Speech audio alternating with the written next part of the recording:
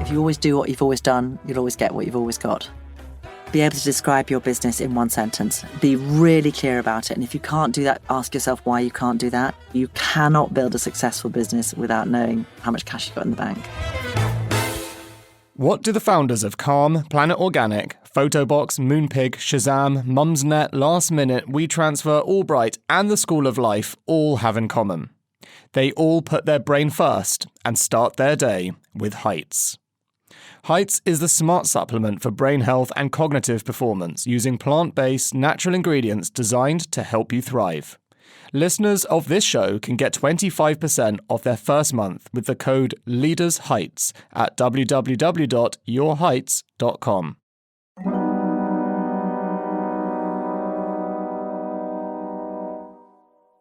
Good morning, afternoon and evening and welcome. We have a feast for your ears today. Our guest is Karen Jones. She's best known as the co-founder of Café Rouge, the chain of restaurants. Now her career is a textbook story of entrepreneurship. She was raised in Yorkshire in northern England before studying English and American literature at the University of East Anglia, where she's now come full circle as she's their Chancellor. As the Café Rouge brand grew, Karen and her co-founder Roger formed the Pelican Group, which was eventually acquired in 1996 by Whitbread for a reported £133 million. Not bad. Karen couldn't stay away from the table, or rather bar, for too long, and after buying 3,500 pubs under the private equity-backed Spirit Pubs, she acquired a further 1,500 pubs from Scottish and Newcastle to add to her empire. 7 years later, the journey culminated in the sale of the whole group back to Punch. Karen is not the kind of person to sit back and put her feet up, so she just casually joined the boards of, ASOS and Booker and a bunch of others, and also founded the London Gastropub Company Food and Fuel Group. She's busy, restless, determined, and bloody British. So without further ado, welcome Karen. Karen, to break the ice, we'd like to go through a quick fire round, please. Okay. So, feel like we might know some of the answers, but let's see if you handle any surprises. Gastropubs or posh restaurants? Gastropubs. Good. Beer or wine? Wine. Tequila or vodka? Neither. Don't do spirits. White or red? White. Operating your own company or advising others to build their dreams? 50-50. Both. Okay. And is that what you do at the moment, I It guess? is. Yeah. Most inspirational person in the world to you?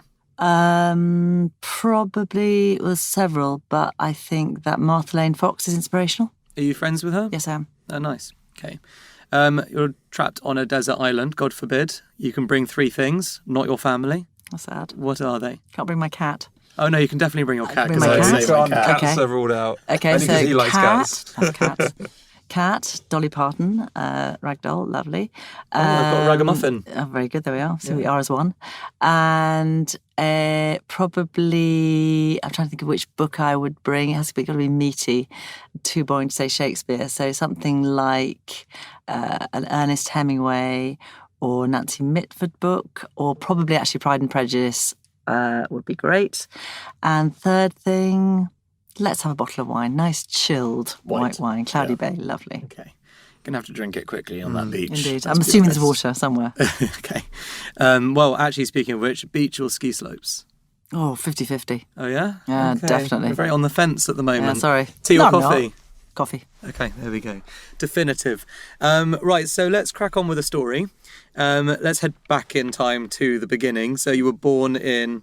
I was born actually in Wigan, in Lancashire. Okay. You know that, because sort of slightly an accident of history, because my father was working there at the time, and grew up just outside London till I was 7 in Surrey, and also my grandfather's Swiss, so we spent a lot of time in Switzerland, and then moved to Yorkshire when I was 7, and that's really what I count as home, near York. And my mother till very recently, I lost my mother last year when she was 90, but she was there for a long time, so that's really what I regard as home. So you like a Yorkshire lass, as they say. I just love Yorkshire. I mean, I think it's a fantastic place to be. I think Do you spend much time there still? Yeah, I do actually, and I think not as much probably as I would like, but I also think it's a really good balance to London, because obviously I've lived in London since I left university. But I think it's really important, particularly when you're thinking about restaurants and thinking about customers most of all, not to be too London centric. And I think it can be very easy to fall into that. But if you believe in democratic restaurants, and you believe in trying to really trying to satisfy customers and really trying to work out what it is that you can do to make it every customer want to come back to you, then I think it's very good to have a different point of view and not one that's just based somewhere in the West End. Couldn't agree more. I think that's a very common thing that everyone buggers up when they're in London, frankly, is you just forget. We found that when building our business. We ended up with a load of restaurants in London for the first 2 years, and then because we were based here, and it takes you a while to get out. And we're still the same with the UK. Like, our next goal for this year coming is to look outside the UK. I think it's interesting, isn't it? Because in one way, the UK feels very small now, and if you're going to really expand a brand, if you've got a really killer brand, something like Hawksmoor or something, that you want to take it outside the UK because you feel that you need to be in world-class cities in more than just the UK. It's not the UK hasn't, obviously the UK has several really world-class cities, of course it does, but if you want to expand in more than those, then you're going to want to go outside the UK. But in another way, it feels that people are just so unadventurous about the UK, and I think it's jolly interesting that if you're talking about hospitality, I think the groups that are starting outside London, and actually I chair a little group called Mowgli, which is the one sentence test, is this Indian home kitchen. But I think it's interesting to have that model of starting outside London, well outside London, and then coming south as opposed to what's happened for so long. And I also think it's been really interesting in the last, 10 years, a sort of micro model of that, I guess, for London is restaurants starting outside, quite well outside the centre, and obviously the well-documented Peckham East scene or whatever, and then moving into the centre as and when they choose to do so. Just coming back to your background, what kind of upbringing did you actually have? How would you describe it? Rather wonderful, actually. I think that it was myself, my brother, and my parents, and it was actually, we were talking about this yesterday.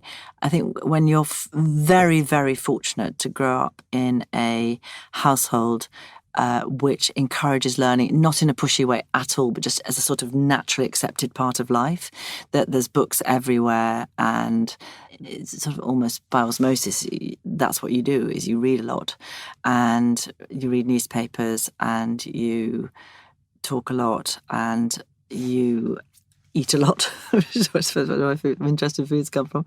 I think it's a wonderful privilege, and I recognise it as a privilege as well, and one that I try to carry on in with my own children. It's just a natural part of life. It's not something that's an add-on. But I do think, as in so many areas, when you think about how lucky you've been, I do think it must be it must be so hard when you grow up in a house where learning is discouraged. Not actively encouraged is one thing, but actually discouraged is a very big thing to break through.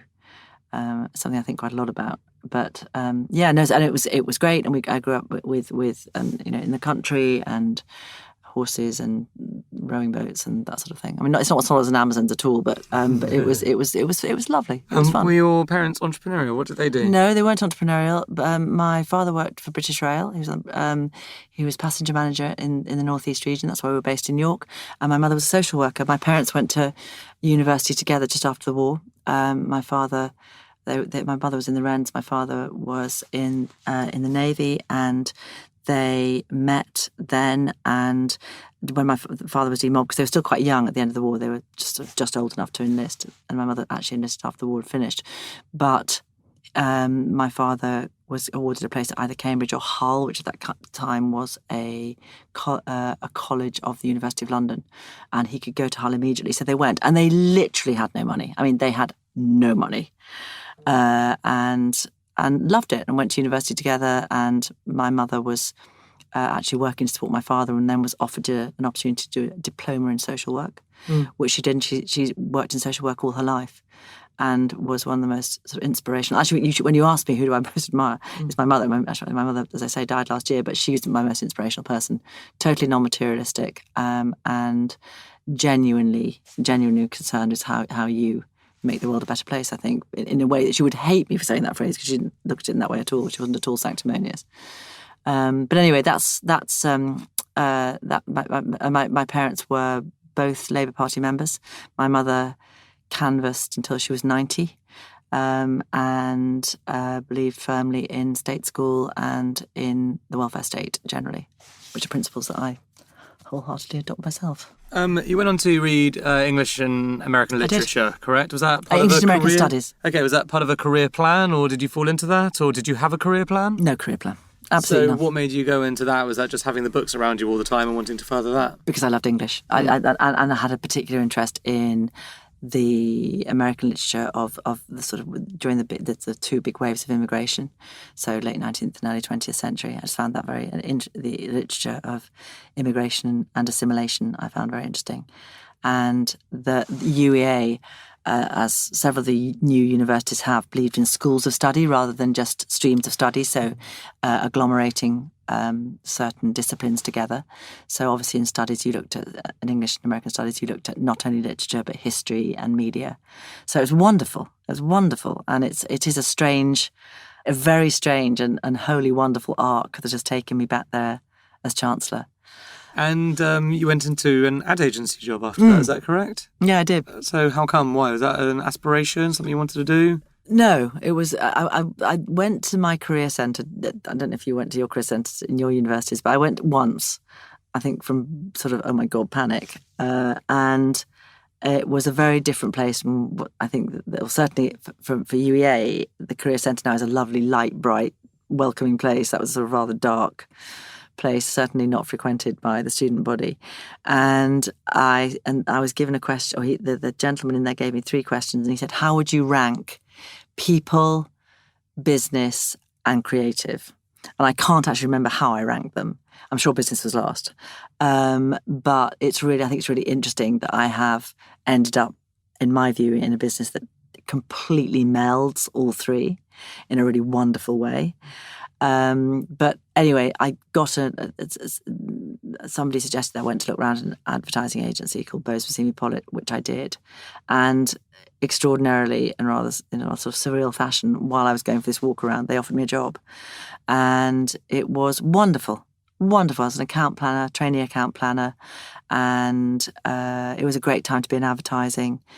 Because it was when there was still a huge amount of advertising spend in the early 80s across all in all non-digital media, and it was great. It was researching consumers and researching products, which again is very sort of germane to what I've done since in a way. And one of the products we did was Hellmann's mayonnaise, which was just breaking in the UK because before that had been salad cream. So we had to go and sit in lots of smart restaurants and order chips and eat them with Hellmann's. And anyway, so we launched Hellmann's. It was a dream job, isn't it? Literally the dream. And the core of restaurants was very strong, and I'd never stopped working in them. So when I got my job at BNP at Bose Pollitt, I had 6 months until the program, the next graduate intake started. So I went abroad for a bit, and then I came back and worked at a very groundbreaking restaurant in London called Peppermint Park, which your parents might remember, in Covent Garden. And it was a very American restaurant, which is why it was very sort of glamorous and loads of cocktails and extraordinary, not particularly wonderful food, but food served in a memorable style, put it that way. And when I went to work in advertising, I stayed working there 1 day a week because I loved it so much. And in the end, one of the 2 founders, who turned out to be Roger Myers, who turned out to be my long-term business partner and great friend, said, why don't you come and work with us? I was like, Roger, I can't possibly, I've got my career. And he said, no, come and work with us. And I said, what hours? He said, I don't know, just come. And so eventually I did. I left the advertising agency, which is sort of job du jour that people sort of really wanted. And everybody thought I was completely mad. And went to work in Peppermint Park, and we opened another restaurant called Coconut Grove. And then we bought some pubs. We bought a health spa called Ragdale Hall, which is still there near Birmingham, and various other things. And we took it public, as you did in those days. And then we sold that in 1988. And I'd always had this idea of wanting to do a French cafe where you could go and you could have a glass of wine, you could have a cup of coffee, I could have something to eat any time of day. And I had to sort of see, there was this one cafe called La Palette, which is still there actually in Paris, which I really loved. And Roger had this restaurant in the south of France that he loved that had a very small menu, set menu. So we sort of put the ideas together. and we opened the first Café Rouge in '89 in Richmond. And it was a classic sort of, being an entrepreneur in those days was such an unfashionable sort of non-thing. It was, you're starting a restaurant. I don't think people very rarely used the word entrepreneur, really, certainly probably, to the power of 10 times less than it's used now anyway.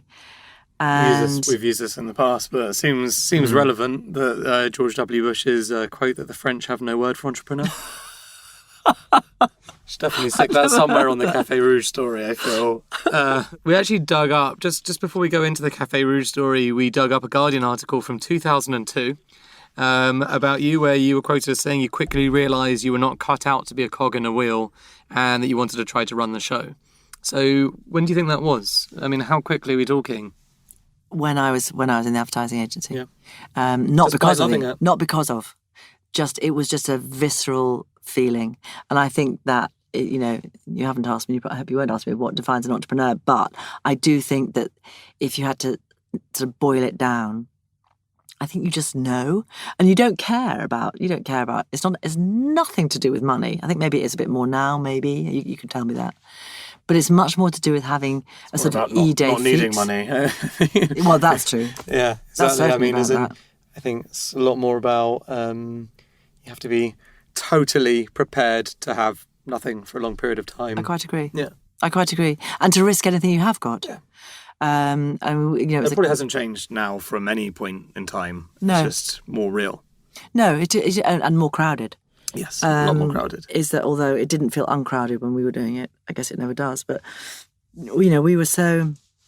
It was the classic entrepreneurial thing, mortgage your flat. I was lucky enough to have a flat to mortgage, and literally build it brick by brick and put everything together, and it was fantastic. How did you finance it? So was that how did you that. mortgage your flat? And I mortgaged my flat. Yep. I think we both Roger and I put in £50,000 each. Yep. That's how we started it. Okay, and that was just for that first one in Richmond. Yeah. And then you wait for it to turn a profit before you move into We the next one? got some or? investment at that point. It was a sort of very nascent, very small PE house. Put in, I can't remember now, but it would have been somewhere around another 50, maybe £75,000. Not very much at all. It was more of a sort of well-trodden path in those days, was that you went public early. And that's what we did with Rouge as well. That's how you funded it. How early are we talking? Oh, golly, within the first 2 years. So that was more liquid markets. Well, it wasn't AIM in those days. I think it was not the third market. I think it was known as then. It was the over-the-counter, and then it was the third market. And that really was how we financed our expansion. It wasn't just us. Quite a few people did that. Okay. How many stores did you have at that point, cafes? Maybe 3. Okay. Where were number 2 and 3? Second one was Kensington Park Road, and the third one was Putney. Do any of those exist anymore as Café Rouges? No, they don't. They all existed for quite a long time. And there is still, Oxford, for instance, is still the one that it's been refurbished, obviously, that we built and put together. So there is still a rump, probably more than a rump, of the original sites that we did. But it was made possible. First of all, our business plan called for us to do 6 and then to sell. So you can't exactly say we were, looking to take over the world. We weren't. And secondly, it was the thing that changed that allows us to do Café Rouge was that there was a change in the licensing laws in 1986. And pre that, the Licensed Victuallers Association, who basically controlled, they were, as you can imagine, as the name sounds, publicans. And the publicans body very fiercely controlled bar licenses. So in other words, places where you could drink without eating, which essentially were pubs. And pubs, as I think would be widely recognised, were not female-friendly places in those days. There was only beer, it was tons of smoking, it was sticky carpets, and it was just, they just weren't particularly places that young working women or non-working women or wanted to go. And so there was a big demand, a big pent-up demand of I want to go somewhere that I choose to go that serves the things that I want to eat and drink. It certainly wasn't only women by any means, but You mentioned small menu. How small was your menu? actually it wasn't. It wasn't I that don't remember small. it being that small. It was physically quite big, actually, because it was also beautifully handwritten by a graphic artist we had. When we changed it 4 times, a beautiful sort of cursive script. It was really lovely to look at. But I can tell you, it was 6 starters and 8 main courses. It started off being 6, then went to 8, and 6 puddings. And we also had a lot of coffee trade, which got eaten away when Seattle Coffee Company and then Starbucks came in. But we had it for the first maybe 3 or 4 years. And I remember coming to queue at Seattle Coffee Company when they opened in Longacre and see what it was like. I was like, whoa, this is going to blow us out of the water, our coffee trade, as it did. Were they doing takeaway then? Yeah, they were the first in with an American, the Starbucks type model, and Starbucks bought them to get a foothold in the UK. I mean, they were certainly here for a few years under Seattle Coffee Company. And I remember hearing the founders talk. It was a husband and wife team, and you couldn't, the unintended consequences of history, but you couldn't there were no proper takeaway coffee cups with lids that would allow you to drink out of them in those days, so they had to bring them in from America. And it's so interesting, but it caught, a bit like Café Rouge caught fire. Obviously, so did that. It's the fashionable thing. Well, it wasn't so much. I guess it was fashionable, but it was just what people wanted. It filled a niche in people's lives. So it was in areas where people lived, so you didn't have to travel to the West End. And it's hard to explain or remind people that obviously were in London during this time will remember that the restaurant scene in London at that time was really very small. It really was. There was not the plethora of places in any sense that there is now, and it was geographically quite confined as well. And you'd have a few odd neighbourhood, generally independent restaurants where you'd be a very loyal customer. And when things got tough in the early 90s, a lot of those restaurants were the ones that offered themselves to us as sites. So we benefited from that sort of change in the market. Do you think that is a bit of an issue now in terms of the fact that consumers expect, they like the new things, and the fact that if a brand's been around for a long time, it's an automatic disadvantage because it's not the new thing? You know what? I think if you look at a list of, and then what you're talking about is mainly fast casual dining. Yeah. And if you look at a list of the winners and the losers, the thing that, in my view, unites the winners is a quality product with a passionate founder or leader who cares intensely about that quality. And I think the thing that unites the losers is the other side of the coin, that the product is not good. And I'm not saying it's only the quality of your food and drink and service that defines your success, because obviously you have to have an offer that, good old differentiated offer. You have to be laser sharp about what it is that you're doing. And I think if there's one thing probably that makes businesses, my belief is that if there's one thing that causes businesses to fail, and I know this through pain because I've done it, is that if you're not super clear about what that business is, and I call it the 1 sentence test, and I'm really, really fascinated by how people describe their businesses in 1 sentence, and so many people cannot do so. So if you're not clear about what either the emotional hook is for your customer or practically what it does or what it offers, I don't see how you can possibly expect your consumer to be clear about that, or your marketplace to be clear about that. So I think that when you're talking about restaurants, I think there's both those things. Am I absolutely clear about what I want to be? Who I am, and can I define it in 1 sentence? And then also, is it good enough?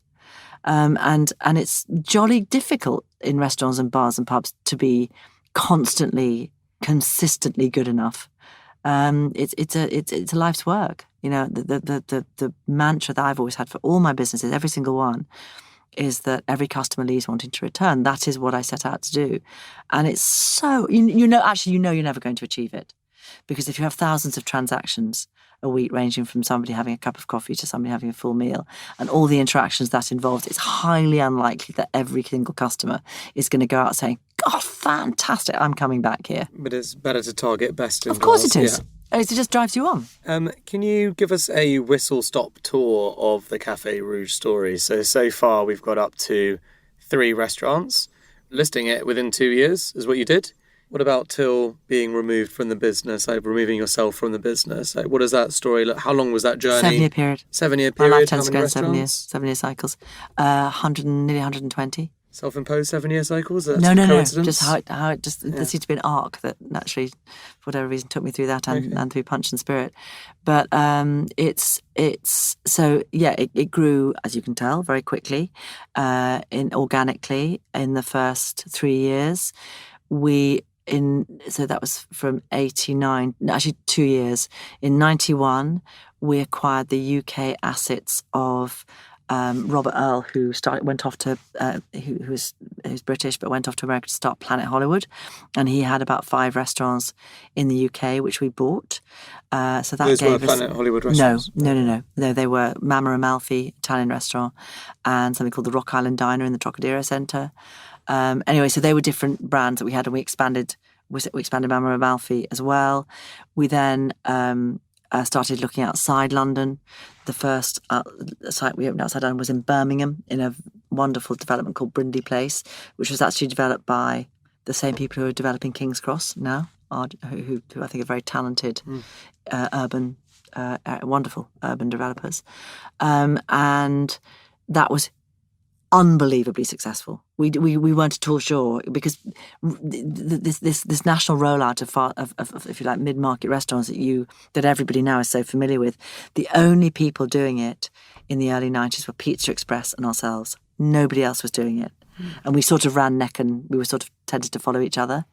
Pizza Express had started actually slightly earlier than we had, so So basically, where you see a Pizza Express, you'll see a Café Rouge, and vice versa. Yeah. Is that the competition over? Because there's a lot of competition over the actual leases that you have, isn't there? Less competition then. Yeah. Less competition then, because you were still using. There were, as I say, there were still a lot of independent restaurants who decided that it was the time. They weren't going to expand, and in a tough market, because the early 90s were tough.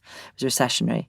That was the time that they were going to sell their property. So Brindley Place was a scheme, what you'd call a scheme now. So it was a new build, but a lot of the time we were going to existing restaurants, which was easier than going into to schemes. It's cheaper if you've got the basic infrastructure in place of an extract and loos and a kitchen, even though you might need to refurbish them. And also they have a lot of charm. Those buildings obviously are architecturally really interesting, which it's less easy at times to make more modern scheme built architecture interesting. But I think a lot of the buildings we had were really lovely architecturally, really inviting. So you've got to 120 restaurants. What was the turning point for you? What makes you leave? Do you want to leave? What happened? Well, we didn't leave. We got an offer. Okay. So we were a listed company from Whitbread. Okay. We'd had interest before that, which we hadn't really wanted to pursue. And we'd also developed something called the Dome as well, which is a great concept, much more cafe bar than sort of cafe bar restaurant, if you like. With just when we were talking about the short menu before, that was based around a great bar and a very short prefix menu that basically we allowed to sell out at lunchtime. So if you didn't come early, it was going to go. It was only £5, and it was fantastic. And so Whitbread came along and very much wanted to buy us and offered us a fairly healthy multiple. So in the end, we decided to accept it. And actually, I stayed on for a year. As the MD? As was a CEO, yeah. But it's, if you've created something, it's never the same when you can't feel the same attachment to it when it belongs to somebody else. You just can't. Was it exciting though? I mean, do you exciting. remember your emotions? Like, what did you actually do the day you sold it? What did you do? You and a business partner? I can't remember what I did. I can remember actually. It was my birthday, and we That's in nice. in those days we had fax machines in our houses, and these faxes kept coming through that I had to sign, and fax back. But so I remember that. But it was definitely an admixture of emotions. It was Café Rouge.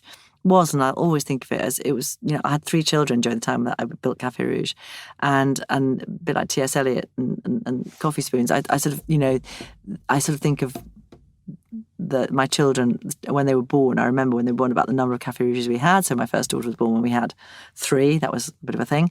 And my son was born when we had 30, and my third child, my daughter, My youngest daughter was born when we had 70. So, and it was very, honestly, I mean, all my businesses, I think, feel like families of some sort. They feel like extended families. And that's why I passionately love them, because it feels just like a lovely place to be. I mean, I'm not saying without problems. I'm sure we'll get onto that. But it's just when you found something, you have that ability to create another type of family around you. I'm sure you guys know that, and there's nothing like it. There's nothing like it. I guess that's when it goes back to the cog in a wheel thing. Would you rather be a cog in somebody else's family? Would you rather be a member of somebody else's family, or would you rather build your own? And so it was when we sold Rouge, it was definitely a mixture of emotions between this is wonderful and unexpected and sort of rather extraordinary. Were you back at work on Monday, or did you take a little time off? Well, as I say, I stayed with it for a year, and then I left. mean, time off I meant like a couple of days No, or a week. not really. No, okay. No, it just went on. We were very much business as usual. And any extravagant purchases to celebrate? Nothing. Oh, that's not true. We moved house. Okay. We moved house, but that was more a function of we were bursting out of the other one. Yeah. And so we bought another house and sort of renovated that. But I say that was more of the necessity character sort of category, I think. And then you stayed on for a year, and then what did you do afterwards? Left that, and then I was going to stop because I had 3 very young children. So that was the idea. That's just not No, what exactly. happened. You're so right there. So then we bought, rather than stopping, 2 years later, we bought 3,500 pubs, as you do. Go hard or go home. Exactly. So there were 5 of us. It was sort of led by Hugh Osmond, who'd also expanded Pizza Express, and a great group of guys. So there were 5 of us in total. So you ended up working with essentially someone who was once your competitor. Yeah. I know. Did you guys get on from an early age, or like? I don't was think it I really post? knew Hugh terribly well. I don't say hello to. So how did you guys come together? Because Roger Myers, who was my business partner in Café Rouge, left when it was sold. He left because he was chairman. He had no active role, whereas I was actually running the business.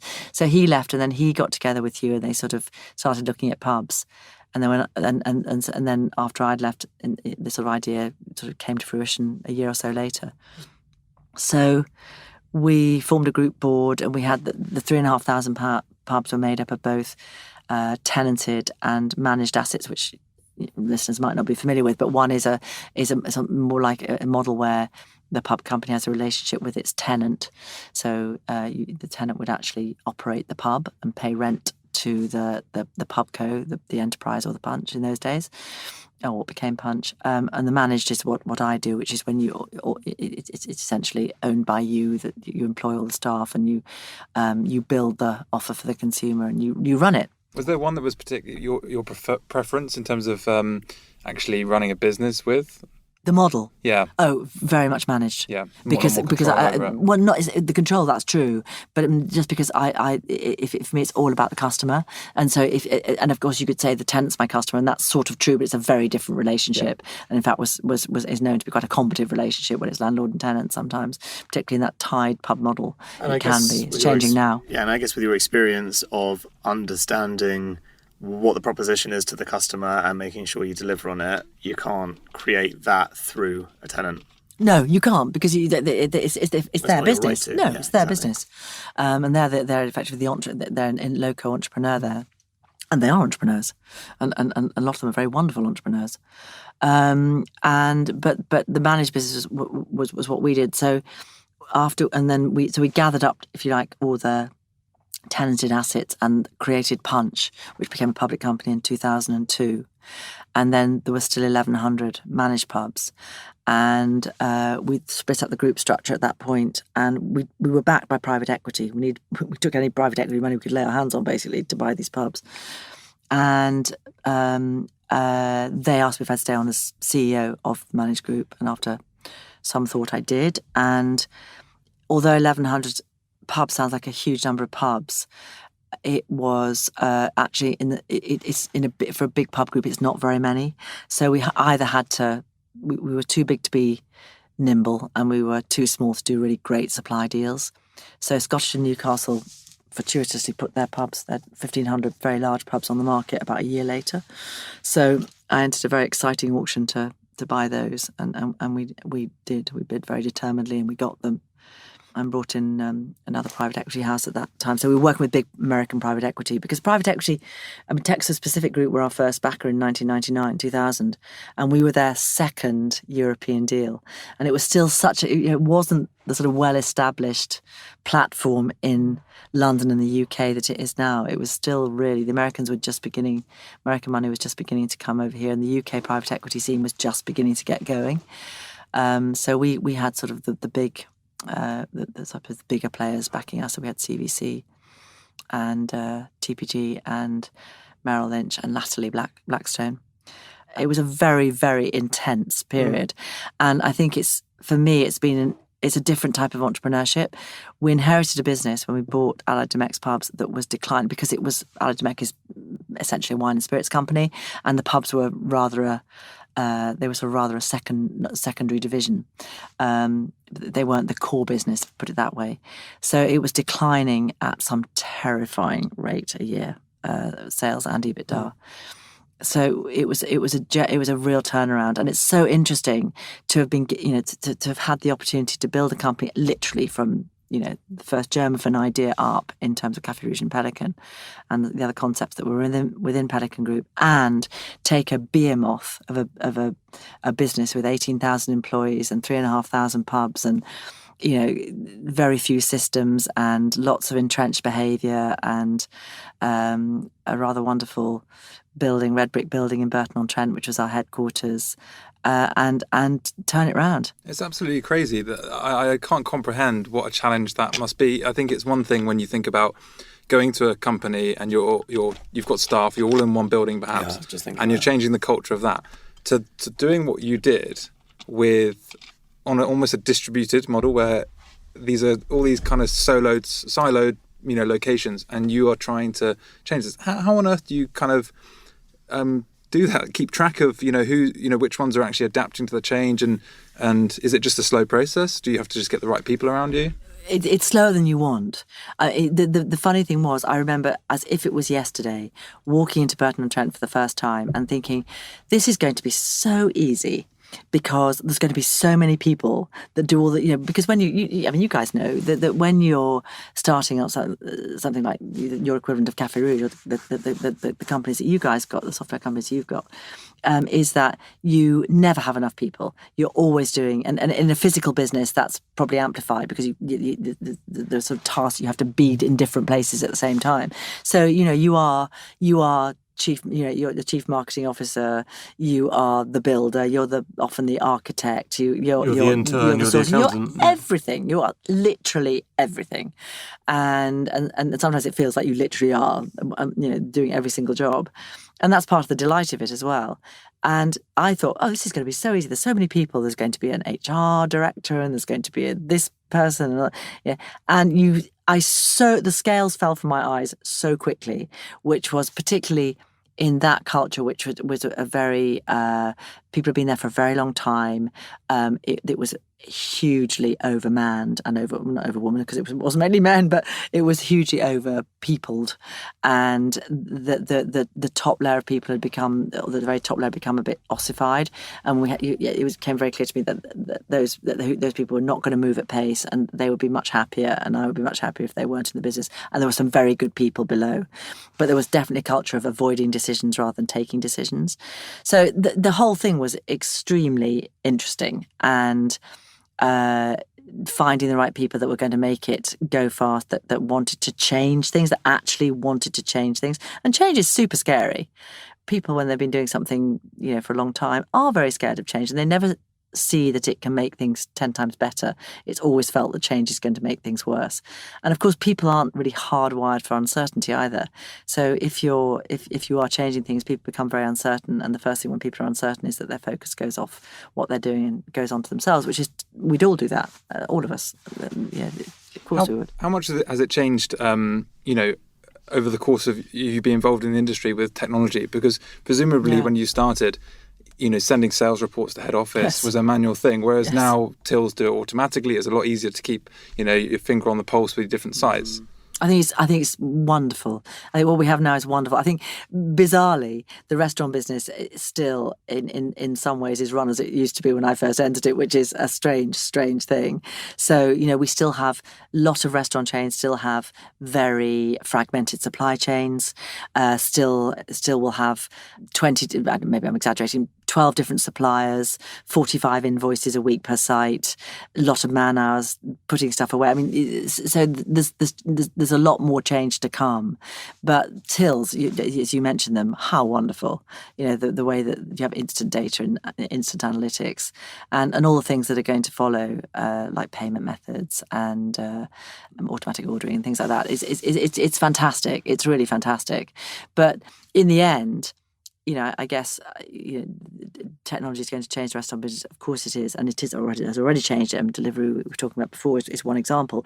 But in the end, good old fashioned hospitality, which is welcoming your customer, making them feel confident and relaxed, giving them great food and drink, and at a good price in a comfortable place, and in a way that they go out feeling better when they go out than when they came in. And that is always, I think, that moment of human contact that when somebody is recognised as an individual and their individual needs and wants. When somebody just says to a complete stranger, like, "Oh, you look tired. Why don't you come and sit down and I'll get you a menu. Just tell me what you want."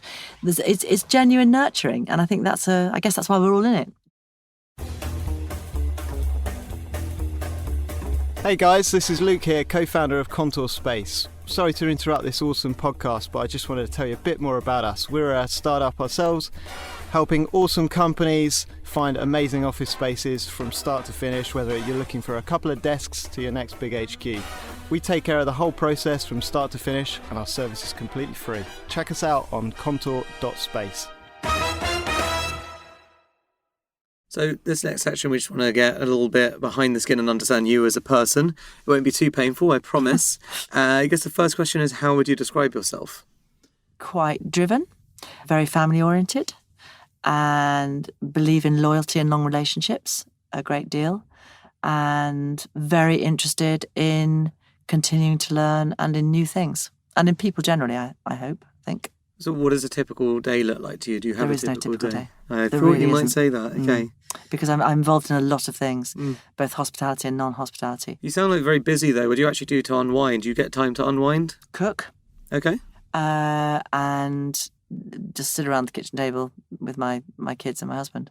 Are you an early riser or are you a night owl? You are Early an riser. early riser. Yeah, What time do you go to bed? early, Oh, yeah? 10:30. 9:30. No, not that early. Not that sad. 10:30 or 11. Okay. He goes to bed at 8. So We're it's all gonna right. edit it and say that it was 9:30 then. What's the thing that you're proudest of achieving then in your life? Is it Café Rouge? Is it your family? Is it your cat? It is. Oh, my cat. Dolly Parton. I don't Dolly know. Parton. Yeah. No, didn't really achieve her. She arrived. Definitely my family, without question. And fortunately, I'm asked much less these days because I think it's much less of a thing, and it shouldn't be a thing at all, about how do you cope with being a working mother. But I think without question, raising a great family and having lines of communication entirely open with all of them. And of course, that's not without bumps in the road, don't get me wrong. But it's great. And to be able to do a business alongside that and very much integrate it into your family. I think I've also got a great belief that work and personal life shouldn't be felt like two separate spheres. And I'm sure that's one of the great pushes towards having your own business, starting your own idea, because I am also a huge believer and an increasing advocate, not advocate because everybody wants to do it really, but values-led businesses, that I think businesses should be able to not only say what they are, but how they do business very, very clearly, so that people can make a choice about whether that's somewhere they want to work or not. And I think they're generally common sense values, but I don't think anybody should ever be asked to do anything in business that they wouldn't do in their own personal life. I mean, speaking about such perspective, have you had people along the way help you craft some of these perspectives? Has this all been the natural Karen Jones show, or have you had mentors? I don't think I've had any particular mentors, but I've had a ton of people that I really admire, that I work with. And you, I think as we all do, you take bits from from various things that you see. One of the great sort of wonderful pluses of sitting on other people's boards as a non-executive director is getting to see other people's business models close to, and I think that's an enormous privilege. And you can't help but learn from that. I think one doesn't, well, I certainly never go to a board meeting without coming out with sort of either a sharpened perspective or a new sense of something we could try, or a new way of looking at something, either for that business or for one of the other businesses that I'm involved in. So it's a wonderful way to constantly learn. What's the best piece of advice you've ever been given? If you always do what you've always done, you'll always get what you've always got. Wow, that is amazing. It's very good. I want to remember it. Just straight off the bat as well. No, but it's because it's so true, right? Yeah. I think Roger Myers said that to me, and it's so true, because if you just continue to do, if you're not getting the outcome you want, but you continue to do what it is you're doing, then you're certainly not going to get a different outcome. Love it. What an insightful man.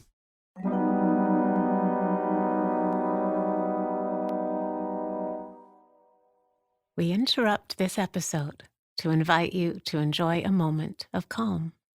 I'm Tamara Levitt, the writer and narrator of the meditations in the Calm app. Amidst the chaos and busyness of life, it's so important to pause.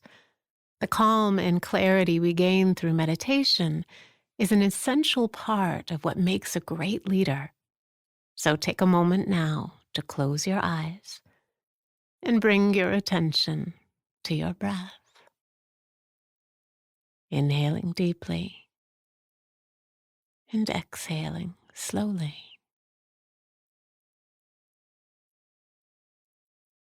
Feel your lungs expanding and contracting.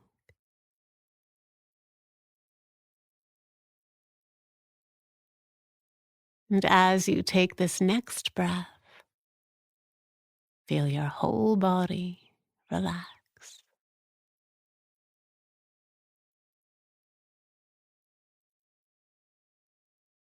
And then, when you're ready, open your eyes. To learn more about the Calm app, visit calm.com/secretleaders for a 1-month trial. And now, back to today's guest. Okay, this last section is about lessons and failures and how to deal with them. Generously sponsored by calm.com, the meditation app. So a very reasonable starting point is to ask if you meditate. Funny enough, I don't meditate, but it's one of my New Year's resolutions because my children do. And I think two of my two children do, and I think they gain hugely from it. And so I have sitting on my bedside table the mindfulness book, the 8-week course. So I shall attempt to be one of the New Year's resolutions, unlike the many others that I fulfil. Perhaps we can convert you into calm.com Perhaps user. you can. So not a nice question to ask in this sort of way, but do you have regrets? Do you have things you think in your journey that you've done wrong that have changed the path for you and you wish you'd have done differently? No, I mean, I think that you have regrets about... Do I have regrets? I don't think I have any real regrets. There's always a bifurcation. There's always choices you have to make. And I think that there have been some opportunities that I've been offered that at the time I didn't feel able to take, whether it was joining a particular board or doing a particular thing, concept, whatever it might be, or joining together with some people to do something that I simply wasn't able at the time to do. So I suppose that would fall into the regret pile. But you can't do everything. And I think that I have become somewhat better in not spreading myself too thin, because it's always, as you will know, it's a great temptation to do everything. But there's such an enormous satisfaction in doing things well. And I certainly don't always succeed in that at all. But I think that if you can take time over the things, and really, the older I get, the more I realise that mulling things over nearly always, for me, produces a better result than making a knee-jerk decision, which was probably a feature of me in my 20s.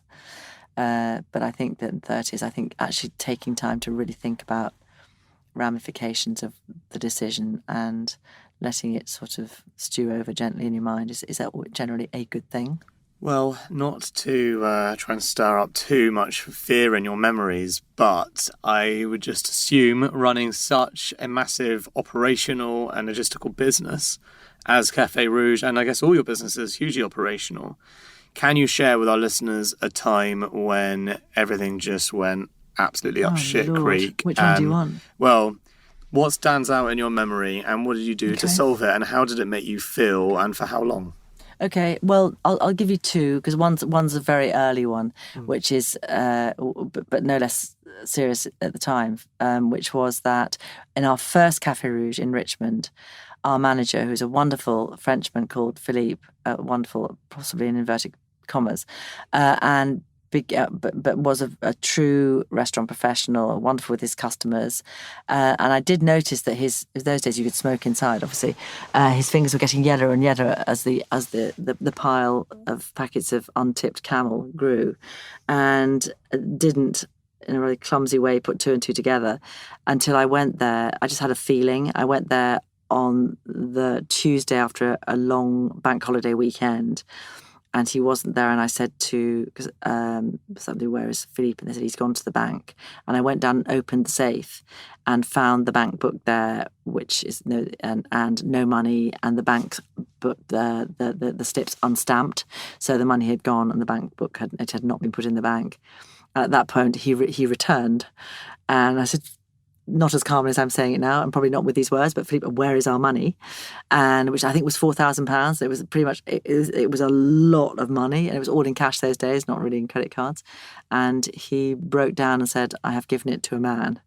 And it turned out he'd been gambling, and he got into trouble and given this bag of money to a man on Richmond train station that day on the platform. And so I locked him in the wine cellar. But because I slightly the telephone was inside the wine cellar. So because I needed to phone first Roger and then the police, I was inside the wine cellar with him. Is he still there, or is he out now? No, funnily enough, he's out. Okay. He's out. How do you go about trusting anybody? I mean, surely that just leaves a mark where you're then kind of like, you have this natural distrust. You can't. You can't. I mean, it was, you know what, you were talking about systems earlier on. Yeah. And I think that you have to operate on 99% great systems and 1% trust. No system in the world is ever going to be 100%. And if you lose your faith in all human nature, then you're never going to do a business that has any sort of people element in it. And that's leaves you with a pretty small list of things you're going to do. So no, I don't think it made me feel like that.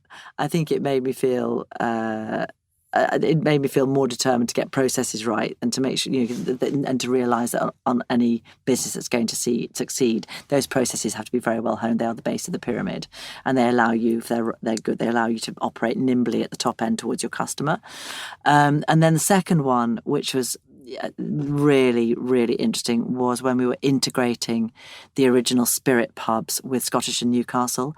And books have and will continue to be written about the difficulties and fewer joys of integration, and it is a very difficult thing, and it links with, not in this case so much, but a big company buying a small company, and a small entrepreneurial company. And that's something I don't think in the majority of cases has been solved. I don't think there's individual success stories of doing so, but I think it remains a very difficult thing for a big corporation to buy a small entrepreneurial business. I think, funnily enough, the big technical companies are do it much better. I mean, I think Google does it very well, using Waze as an example. They do buy companies, and they have the nous and the space and the money to let them be, and let integration happen more naturally.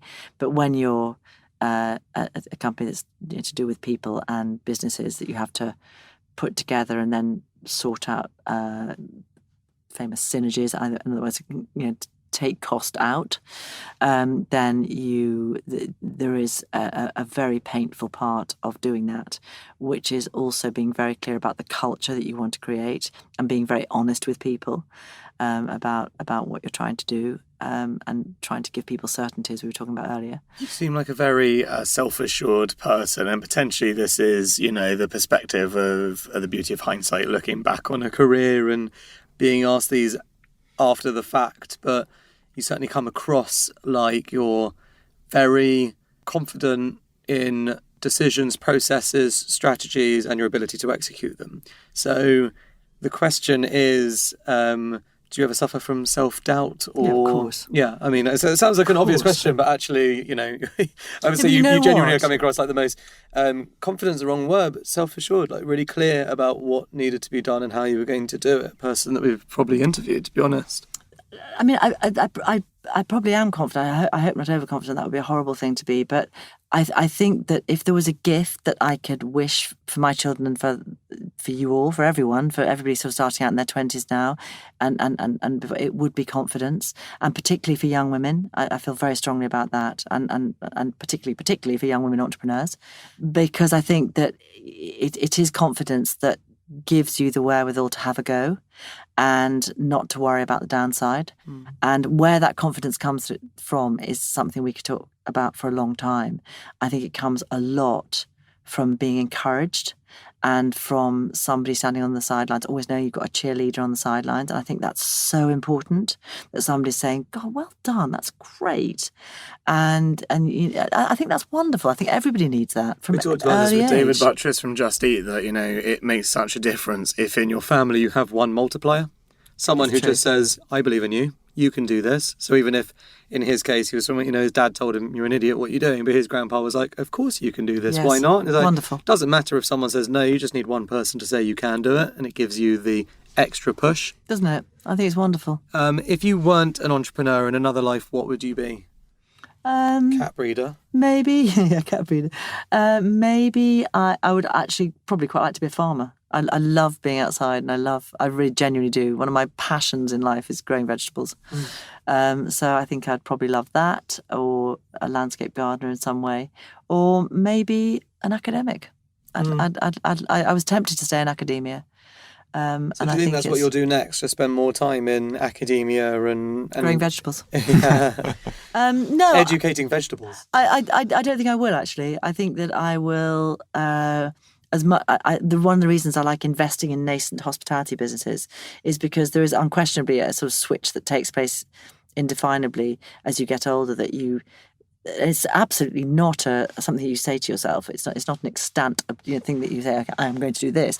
But somehow I think naturally you want to pass on what you've learned or what other people have told you to others, to try and stop them making some of the stupid errors that I've made in my history. And if you can put 2 or 3 of the things in place to avoid the inevitable pain that happens if you don't have those things in business, then how great is that? So I think that's a perfect place to wrap up. If you could supply some advice to a hospitality entrepreneur starting up today, what would you say they need to know? What are your top tips for them to succeed? What I said before, which is be able to describe your business in one sentence. Be really clear about it. And if you can't do that, ask yourself why you can't do that. Is it because you're not clear? So I think that's absolutely essential. So that's the what, if you like. That's what am I? What is my business? The second thing is be able to say how you do business, your 3 or 4 values that how they're going to be your guardrails. They're going to be the things you judge your behaviour by and the behaviour of your team by. And of course you have to be the absolute arbiter, and you have to be the person who really lives those. And look at your numbers. Please look at your numbers. Don't ignore them. Don't not have them. Don't have them and not look at them, because they're the other side of the picture. You cannot build a successful business without knowing how much cash you got in the bank. Please don't ignore that. Okay, well, thank you very much for all your time today and your awesome advice. Very pleasure. My great pleasure. Thank you, Karen. Nice to meet you. Thank you. Next week on Secret Leaders. We were struggling a little bit in our London studio, and this idea of this big job was like, great. We went against our values, and that's something we hadn't done before and we won't do again. We knew we were taking a risk, and we knew it could bite us because definitely values were not aligned, and it was the worst fit. And where I am the most sad about it was that it damaged a lot of the people that worked in it. It was a perfect example of what not to do. Don't miss an episode by subscribing to us on iTunes or Spotify. Just search for Secret Leaders. You can also check out our website at secretleaders.com for show notes and behind the scenes of each interview. Hi, I'm Simon LaFosse, the founder of LaFosse Associates. We're a young, high-growth and co-owned business, and we're experts in attracting talent. If you want to build a great team or you just want advice, please get in touch. We run free seminars and we'd love to see you there. Thanks for your time. This episode was hosted by Dan Murray, produced by me, Rich Martell, edited by Harry Morton at Lower Street Media, and if you're hearing this, that's probably thanks to Jennifer Osman, our marketing whiz from Canada.